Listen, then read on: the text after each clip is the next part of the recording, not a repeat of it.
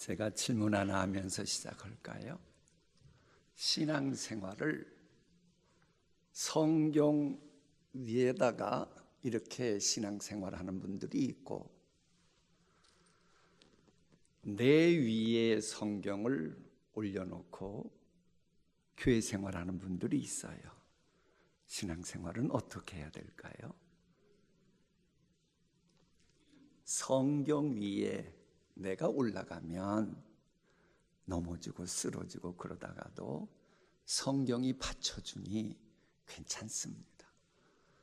그런데 내 힘으로 말씀 붙들려고 하면, 내가 지치고 쓰러지면 신앙도 무너지기 십상이에요. 그래서 오늘 우리가 하나님의 말씀 이제 2장을 읽잖아요. 그래, 이 말씀 위에 내 신앙생활을 하겠다 마음을 먹으면 여러분들 실족하지 않고 좋아요. 제가 이렇게 하고 이렇게 하니까 그저 우습게 하는데 이게 그게 아니에요. 1960년대 세계 신학계가 상황신학이냐 복음주의적인 신학이냐 이럴 때에 요 이야기가 나오면서 털을 잡아갔던 거예요. 아직도 별로 중요성을 모르니까 그냥 넘어가요. 자, 어쨌거나 우리가 하나님의 말씀 관점에서 하나님을 봐야 됩니다. 그러니까는 이 창세기부터 요한계시록까지 모두 다 복음입니다. 그래서 어떤 말씀이건 항시 양면성이 있어요. 그러니까 오늘 읽어야 될 말씀을 보면 하나님의 심판 받을 수밖에 없는, 그래서 금강석 끝 철필로 기록되어서 지워지지 않는 유다의 죄악상, 이렇게 시작되거든요. 근데 이걸 뒤집어 말하면 뭐냐? 아니, 하나님이 죄는 그렇게 기록해 놓으시고 성전에 죄악이 묻어 있는 것은 보시고, 성전에 여러분들이 하나님을 사랑하고 섬겼던 것은 기록을 하실까요? 안 하실까요?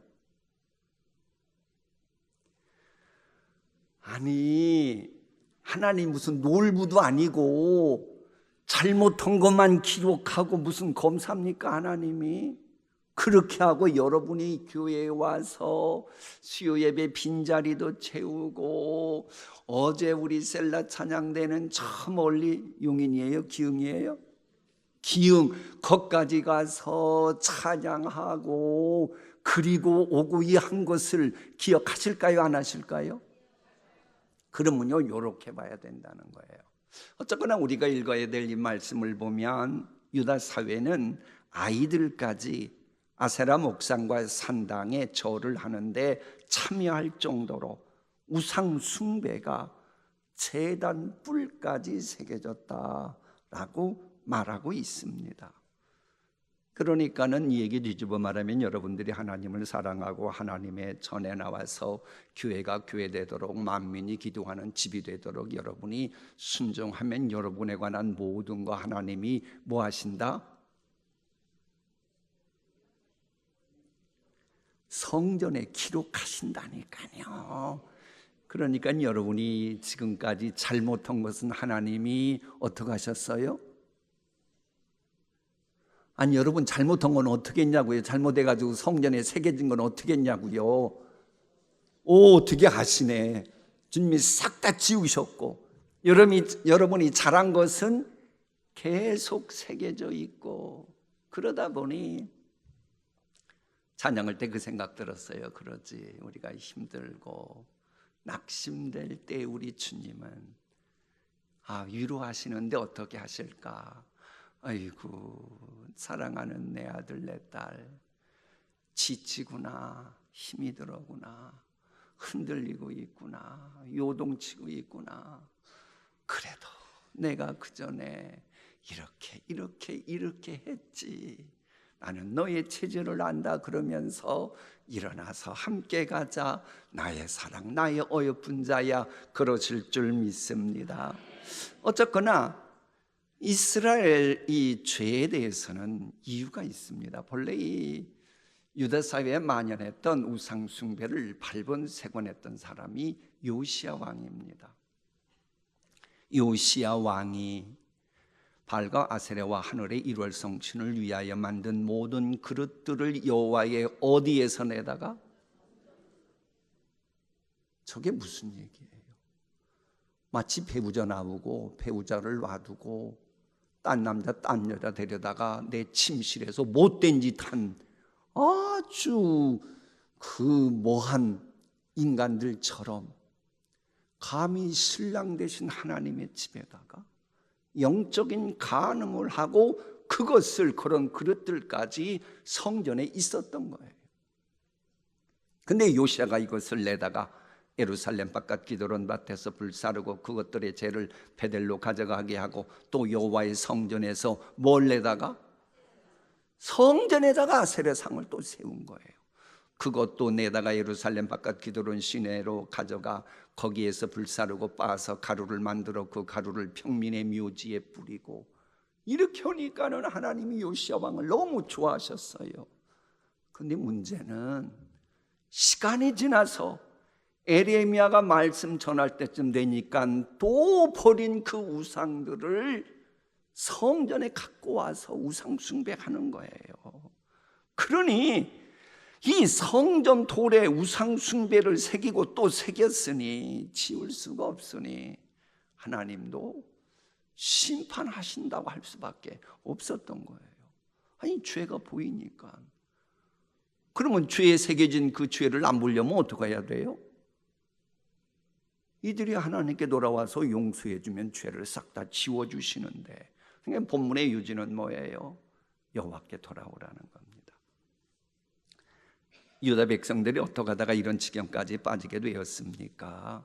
이 질문과 관련해서 하나님은 의의 길, 악인의 길을 대조시킵니다. 악인의 길은 하나님을 부정하고 멋대로 살다가 그로 말미암아 마치 사막에 심겨진 나무처럼 시들게 되고 메마른 소금 땅처럼 열매를 맺지 못하게 된다. 거짓 신 섬긴 것은 그렇게 된다. 이게 바로 악의 길이고, 의의 길이라고 하는 것은 오직 하나님만을 의지하고 걸어가는 그 모습을 의미하는데, 이렇게 되는 사람은 물가에 심겨진 나무처럼 아무리 뜨거워도 말라 죽지 않고 더 청청하고 열매를 맺는다. 이게 바로 의의 길이다. 근데 요걸 미리 경험했던 분이 다윗이잖아요. 여호와는 나의 목자시니 그러고 주의 이름을 위하여 어떻게 인도하시는도다? 의의 길로 인도하시는도다. 경험한 거예요. 이제 이러면서 내용이 쭉 나오는데, 혹시 제가 지난번에 혹시 이제 여러분들 중에 문학소녀 꿈꾸는 분이 있을까봐 오늘 다시 또 시도해 볼게요. 자, 오늘의 말씀이 다양한데 아주 문학적으로 수학적으로 기막힌 구조를 이루고 있습니다. 저건 보세요. A, B, C, D, E, F하고 점점점 찍었어요. 자, 1절부터 4절에 보면 유다 민족의 범죄에 대한 고발이 나오고 이것을 마음에 새긴다 그러고 죄에 대한 심판 이야기가 나와요. 맨 밑에 13절에 가면 뭐가 나오느냐? 하나님을 버리는 자들에 대한 고발이 나오고 이것은 흑의 기록이 되고 그들에 대한 심판 이야기가 나옵니다. 비 보세요. 저주받을 사람이 얘기가 나오는데 비 다시를 보면 이스라엘의 소망이신 하나님 이야기가 나와요. 그 다음에 D를 보면 C를 보면 저주받을 사람이 거할 곳이 6절에 나오는데 C 다시처럼 하나님이 거하시는 곳이 무엇인지 나오고, 복받을 사람, 복을 받을 사람이 누리는 유익, 뭐 이에 걸맞게끔 이게 표현이 되다가 중심이 어디예요? F잖아요. F. F부터 이렇게 전환이 되니까 만물보다 거짓된 마음이 나오고 F 다시 마음을 살피시는 하나님 이야기가 나와요. 그럼 저게 뭐예요?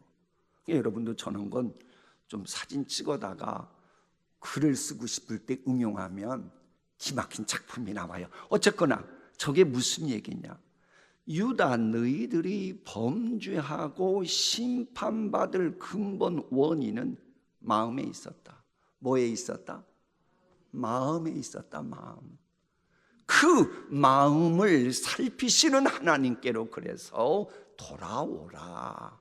이런 구조로 1절부터 13절까지가 쭉 연결이 돼 있는 겁니다. 그러니까 이것은 우리에게 뭘 말하는 것입니까? 결국 모든 문제는 하나님께 돌아오면 된다는 거예요. 하나님께 돌아오면 지금까지 사탄 마귀에게 얻어 터지고 영적인 전쟁에서 패배하고 실패하고 그랬어도 전능하신 하나님이 힘 실어주면 너희들 이제부터 승리한다. 요 이야기인 겁니다. 여러분, 이걸 이렇게 한번 생각해 볼게요. 여러분 졸지 않으려고 제가 몸부림치는 것은 알고 물어보는 겁니다. 여러분 작년 동신체육대회 때 줄다리기 해보셨어요? 동참해 보셨어요? 어휴, 혹시 셀라도 있었나요? 그때에 이기셨어요? 졌어요? 근데 여러분 그렇답니다. 힘이 비슷비슷할 때 지면 요령만 알면 백발백중 이기는 법이 있대요. 자, 줄다리기를 합니다. 여러분 가장 힘센 사람은 맨 앞에 서야 돼요? 맨 뒤에 서야 돼요? 에? 앞에요? 그 외국서는 줄다리기일 때 맨 뒤에 가장 힘이 센 사람을 둡니다. 그걸 보고 앵커라 그래요. 앵커. 결국은 모든 걸 주장한다고 보는 거예요. 그럴 때는 어떻게 되느냐? 무조건 팔 힘으로 잡아달리는 게 아니고, 이건 전문가한테 도움 요청해서 설명하는 거니까 일리가 있어요. 몸을 50도, 60도로 뒤로 뉘우고, 그리고 신발은 땅에서 움직이지 않는 그걸로 하고, 그리고 처음부터 계속 힘만 쓰면 그건 진대요. 어떻게 하느냐? 맨 앞에 있는 사람이 경험이 있어가지고 눈치를 보고 저쪽이 힘이 빠지는 것 같다. 그럴 때 한 번 다 같이 한번 확 잡아당기기를 하는 거래요. 그리고 이때 중요한 것은 팔힘보다도 일단은 몸 체중으로 버티기부터 해야 된대요. 그러면 이제 상대방이 힘쓰다가 괜히 지쳐가지고 헉헉거릴 때 확 잡아당기면 한 걸음 오고, 그리고 또 역시 계속 잡아당기지 말고 가만히 있다가 저쪽에 힘 빠지면 또 잡아당기고, 그래서 이긴다는 거예요. 제가 이 얘기 왜 하는 줄 아세요? 여러분, 이 세상 모든 일은 한 번으로 결정되지는 않아요. 그럼에도 분명한 것은 경쟁 사회에서는요, 한번 밀리기 시작하면 계속 밀립니다. 줄다리기 할 때 한번 밀리면 계속 밀려요? 역전이 가능하던가요? 한번 밀리면 역전이 어려워요. 운동선수들 보세요. 그렇게 잘하고 천재라고 하고 그러다가 부상 때문에 몇 개월 쉬어보세요. 그러면 주전 자리를 대부분 빼앗기고 그때부터 시들시들해진다고 합니다. 왜? 그 자리 차지하기 위해 눈에 쌍심지 켜고 덤벼드는 사람들이 수두룩하기 때문이에요. 그래, 경쟁 사회에서는 사실 이기는 사람이 노른자 같은 위치에 서는 거 맞아요. 틀린 말은 아니에요. 그래서 일단 한번 뒤진 사람은 자기도 모르게 뒤로 밀려가지고 2류, 3류의 이 삶을 살게 된다고 하잖아요. 그래서 사회에서 도태되지 않으려면 이 사회를 보고 내 몸과 마음을 바쳐서 지혜롭게 살아가야 한다는 거예요. 그런데 지금 하나님은 뭐라고 말씀하시느냐? 예레미야 선지자가 유다 백성들이 가장 많이 다니는 성문에서 모든 유다 백성을 향해 외친 설교인데 쭉 말하다가 갑자기 안식일을 회복하라고 그랬습니다. 조금 있으면 이게 나올 거예요. 안식일 회복 얘기가 많이 나와요. 안식일 회복하면 너희들 치다가도 하나님이 힘 실어 주셔서 승리한다. 요 내용으로 전개됩니다. 왜 이렇게도 안식일을 강조하는 줄 아십니까? 여러분, 안식일은 내 능력으로 지키는 날이 아니고 하나님의 은혜를 묵상하는 날입니다. 그러니까 내가 승리하려고 그럴 때 내 힘으로만 뭐 하려고 그러지 말고 하나님의 도우시는 그 은혜로 승리하려고 마음을 먹어야 하나님이 승리의 은혜를 주시는 거예요. 자, 보세요. 하나님은 엿새 동안 일하시고 쉬셨지요. 그런데 인간은 창조되고 나서 쉬기부터 하셨잖아요. 그런데 이 대목에 나오는 게 만나 이야기가 등장합니다. 만나는 뭐였어요? 그날 먹어야만 됐어요. 그러나 토요일에는 이틀치가 내렸어요. 왜? 주일에는, 안식일에는 만나가 내리지 않았으니까. 그러면 이 얘기 무슨 얘기예요? 안식일에는 만나 긁어 모으려고 생각도 하지도 말고 어제 준비한 그거 먹고 그저 그날 온전히 쉬어라. 온전히 자유하라. 이런 일종의 천국 모형으로 그걸 주신 겁니다. 자, 제가 하나 여쭤볼게요. 어제 우리 셀라 찬양대가 그 가정주부들도 가셨는데 어제 점심을 안 하니까 기분이 좋았어요? 안 좋았어요? 좋았다 그러잖아요. 아니, 부인들이 하루 세끼 밥을 하지 않고 지낼 수 있으면 좋아요? 안 좋아요? 이 얘기는 여기서만 해야 돼. 또 밖에 나가서는 안 돼요. 그렇다면 하나님과의 관계성 속에서 너 주일날만은 머리 복잡한 거 다 하나님께 맡기고 하나님의 살아계심 믿고 하나님의 다스리심 믿고 푹 쉬고 자유 누려라. 그러면 내가 알아서 네 인생 책임지겠다. 이걸 알려주는 거예요. 이걸 깨닫고 나면 유다 백성들이 이제부터 하나님을 의지하겠지요. 그래서 그렇게 패배해서도 안식일을 지키라, 이 말씀을 먼저 하신 겁니다. 자, 이 안식일 회복해야 될 것을 애언한 예레미야가 이제 안식일 지킬 것을 명하신 하나님이 바로 역사의 흥망성쇠 주장하시는 분을 말하면서 예레미야 18장이 시작됩니다. 이때 하나님의 절대 주권을 쉽게 설명하기 위해서 그 유명한 토기장이 비유가 나옵니다. 여러분, 토기장이가 일하는 장소 혹시 가보셨어요? 저는요, 그때 이제 우리 교회 동영상을 보여주기 위해서 제가 그때 동영상에서 인사동에 가서 그릇 만드는 거 보셨어요? 못 보셨어요? 아니, 대회 때 보여줬는데 그거 기억이 없어요? 큰일 났네. 하나님, 여기 오신 분들 치매 걸리지 않게 하여 주시옵소서. 어쨌거나 인사동에 가보면요, 이 농로가 있습니다. 수직으로 된 데에 돌아가요. 거기에서 토기장이가 진흙을 가지고 이제 그릇을 만듭니다. 그런데 이때 중요한 것은 그 진흙의 재료, 그릇 만드는 진흙의 질이 중요합니다. 그러니까는 이 진흙의 질이 중요하기 때문에 토기장이의 능력을 제대로 발휘하려고 그러면 이 진흙이 제대로 되어 있는 것이어야 한다는 겁니다. 그런데 예레미야 해석으로는 하나님의 뜻대로 빚어져야 되는 이 이스라엘 이 사람들이 영질이 떨어진다는 거예요. 그래서 하나님이 만드시려고 해도 안 되고 만드시려고 해도 안 되고 그저 우상 숭배 섬기는 쪽으로만 자꾸 가니 결국은 토기장이가 안 되면 부숴버리듯이 그럴 수밖에 없다는 겁니다. 이제 비유 해석을 이제 연이어 나오니까 이런 겁니다. 자, 유대는 하나님의 솔린 진흙과 같다.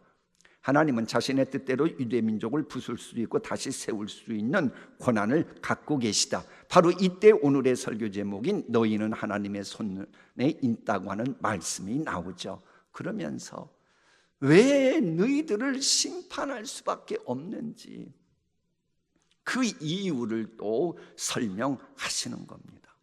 물론 이 말씀은 일방적인 심판이 진행되는 거예요? 아직은 경고요, 애언이에요? 아직은 경고요, 애언입니다. 이 말씀 듣고 지금이라도 하나님께로 돌아가면 하나님은 얼마든지 뜻을 돌이킬 수 있겠다, 이 말씀을 또 하셔요. 이스라엘 족속아, 진흙이 토기장이의 손에 있음 같이 너희가 내 손에 있느니라. 내가 어느 민족이나 국가를 뽑거나 부수거나 멸하려 할 때에 만일 내가 말한 그 민족이 그 약에서 돌이키면 내가 그에게 내리기로 생각하였던 재앙에 대하여 뭐 하겠고? 뜻을 돌이키겠고. 지금 요는 메시지를 매주 수요 기도회 때마다 우리가 듣고 있어요. 사람은 완벽하지 못해요. 우리가 중보기도하는 가족들 역시 완벽하지 못해요. 넘어지고 쓰러질 수 있어요. 그래도 하나님께로 돌아오면 하나님도 뜻을 돌이키시고 심판하지 않으시고 봐주시는 겁니다. 그런데도 이스라엘 백성들은 끝까지 하나님께로 돌아오지 않습니다. 결국 바벨론 70년 포로 생활을 하지요. 그때 모습에 대해서 오늘 읽을 에레미야 18장을 보면 사람들이 웃으면서 머리를 흔듭니다. 저 사람들, 저럴 사람들이 아닌데 어쩌다가 저렇게 됐지. 그 표현을 읽는데 기도가 절로 나왔어요. 하나님, 우리 교인들 가운데는 주변 사람들로부터 웃음거리 되고 머리를 흔들면서 어쩌다 저렇게 됐나, 이런 소리 듣는 가정은 한 가정도 없게 하여 주시옵소서. 이런 기도를 미리미리 드려야 돼요. 아직 자녀들은 먹고 살기 바쁜 이 자녀들은 모를지라도 여러분이라도 중보기도 해줘야죠. 그래서 그런 일이 없도록 해야겠지요. 어쨌든 우리가 이렇게 하나님의 살아계심 믿고 하나님의 절대주권을 신뢰하기 때문에 수요기도에 나오셨는데 부디 우리의 모든 것을 토기장이처럼 주관하시는 주님을 범사에 인정하고, 범사에 인정하면 우상 숭배하지 않겠지요. 그러면서 오직 생수의 근원 되신 하나님을 가까이 하는 한 분 한 분이 되어서 우리가 살아가는 앞으로가 말세지 말이 온다 할지라도 환경 여건과 상관없이 시절을 쫓아 여러분에게 허락하신 약속의 말씀이 열매 맺기를 축복합니다.